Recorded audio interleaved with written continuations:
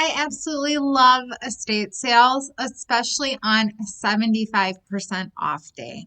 I picked this desk up for only $10. It's solid wood, it's pine, but still solid wood. You can't beat that. It's got a lot of imperfections, which is okay. I know how to fix those. And if you've been here before, you know I love joining collabs. So this video is part of the Thrifted Finds and Flips collab hosted by Shabby Meets Bling and Merica Creations. I'm starting off by repairing some of these imperfections on the top. There's some damages, some holes. I'm just going to use an all-purpose Bondo to fill all of those holes. This is a two-part product. I have my hardener with my Bondo, and it's a 17:1 ratio. So just a small little dab of that hardener to the Bondo as all you need to activate this product. I'm just going to apply it, and it takes only about 10 to 15 minutes to dry fully before I can move on to the next step. Baby was pretty gnarly and dirty, so I'm going to use a simple green cleaner and dilute it with some water and this little scrubby brush and just clean off all of that dirt and grime and get it prepped for paint. I love the pattern of this peel and stick contact paper on the inside of the drawers, but unfortunately it was in not the greatest condition, so that needed to go as well.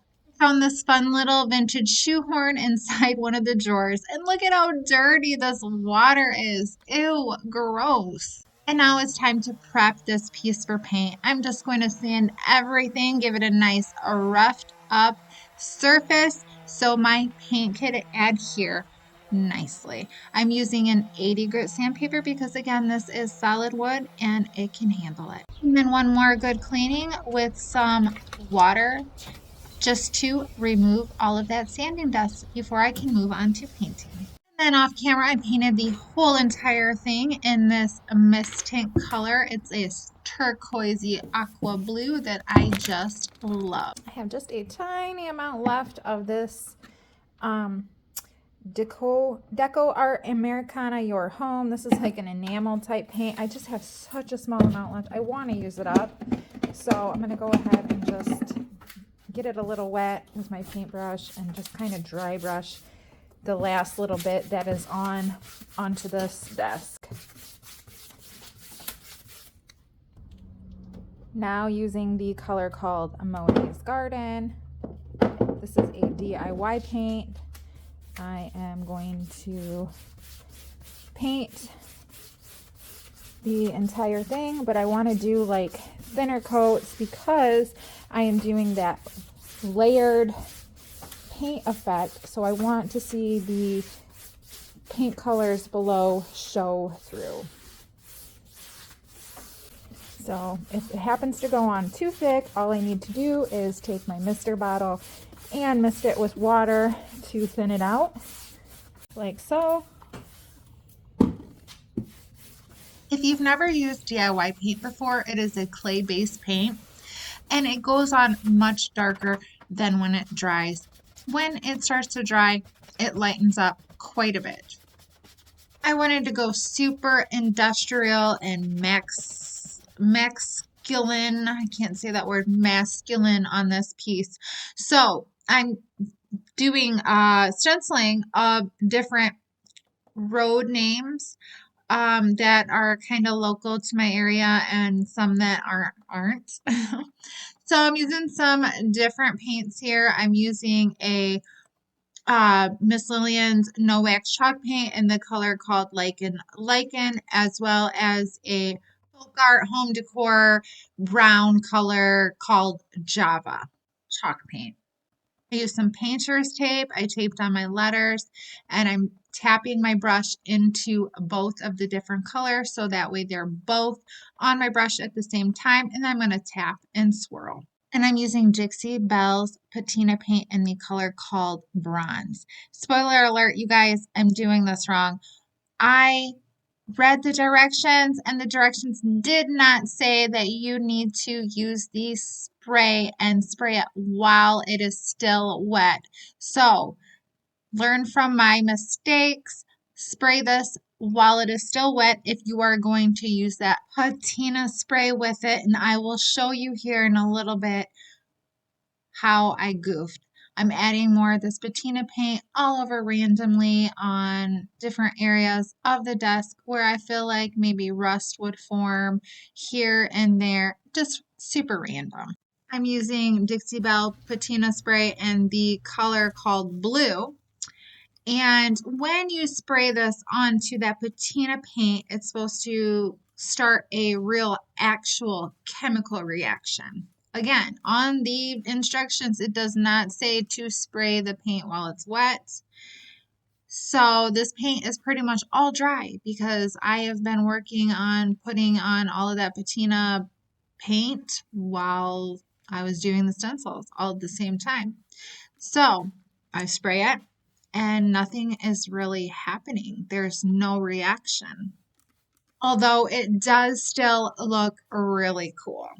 So the patina paint needs to still be wet when I apply the patina spray.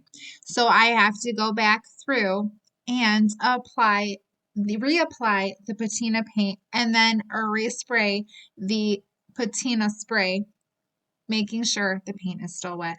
I am dipping my paintbrush with the patina paint on it into some of those wet areas where I have already sprayed that patina spray.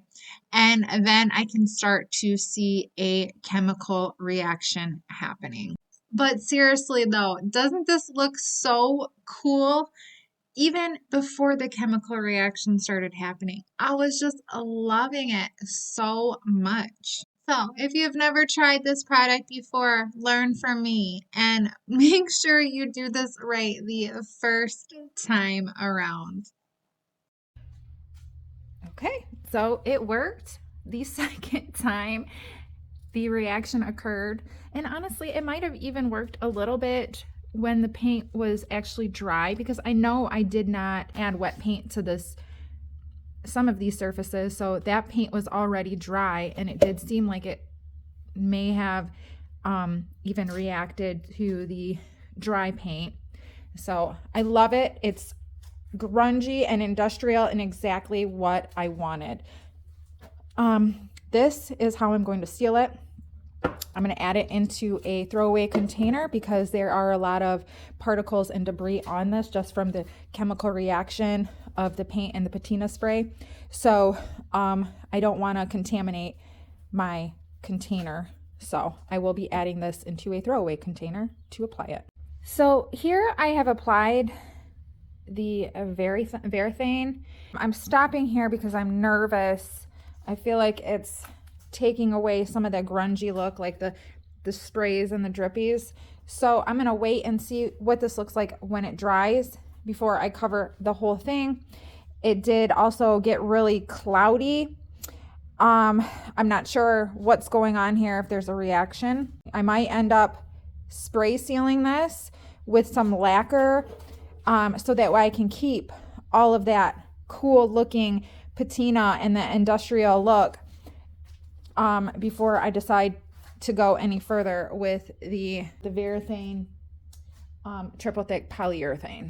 And that is exactly what I did. I sprayed it with this lacquer and the spray can to kind of seal it and hold onto all of those drippy industrial looking marks. Okay, now that the lacquer's been sprayed on there, I'm hoping that I can keep those little drippy marks from fading when I brush my top coat on. And it looks like for the most part they are going to stay like that. So if I were to do this again, I think I would make sure I spray seal it prior to adding my top coat, just to make sure all that grungy look that I love so much were to stay.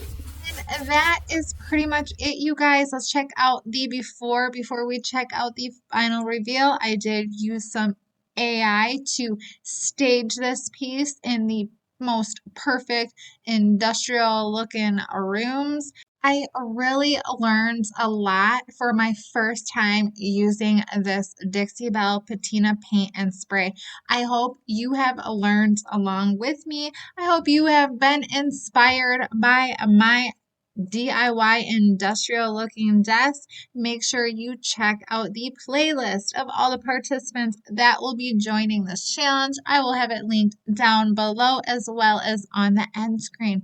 And check out our host, Dawn from Shabby Meets Bling and America Creations. I appreciate you all so much for watching. And if you enjoyed this video, please hit that subscribe button and that bell notification. Comment down below and like the video. Have an amazing day, everyone. Bye.